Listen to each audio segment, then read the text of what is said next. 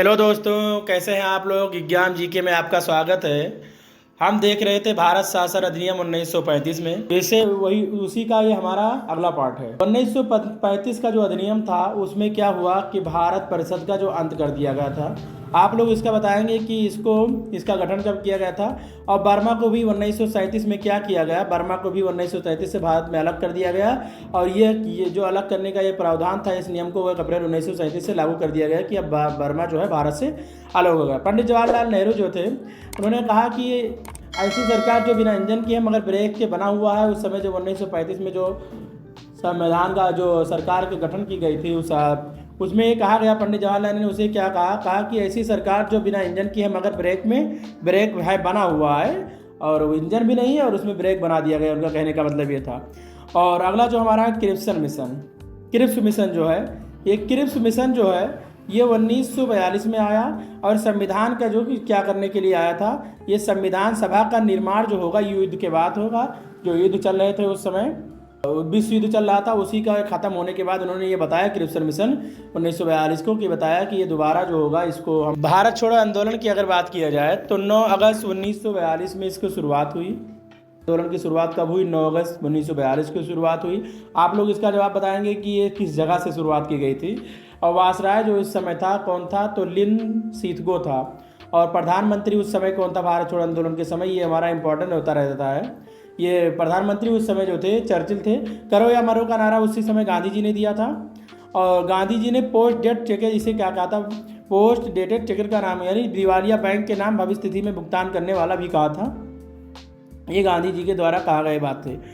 Mission इस जो उस समय पीएम था, पार्टी जो थी उसकी लेबर पार्टी थी। और उस समय प्रधानमंत्री जो था वहाँ का इंग्लैंड का, तो वो इटली था।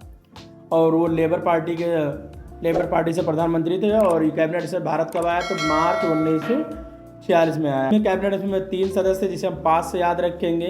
कैबिनेट मिशन क्या हुआ, पास हो गया। यानी पास में कौन था, पैथिक लॉरेंस जो थे ये अध्यक्ष थे।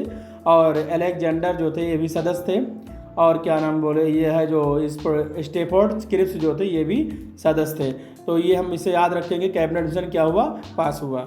एक सीट के लिए 10 लाख जनसंख्या पर चुनाव होने के लिए इस बात 9 करोड़ थी, जिसमें 210 लाख की बात किया गया। तो 389 सीटों पर इस पर चुनाव होना था, जिसमें इसको बांट दिया गया। 246 जो थी इस पर क्या किया, प्रत्यक्ष चुनाव जो चीफ कमिश्नर के लिए रख दिया गया।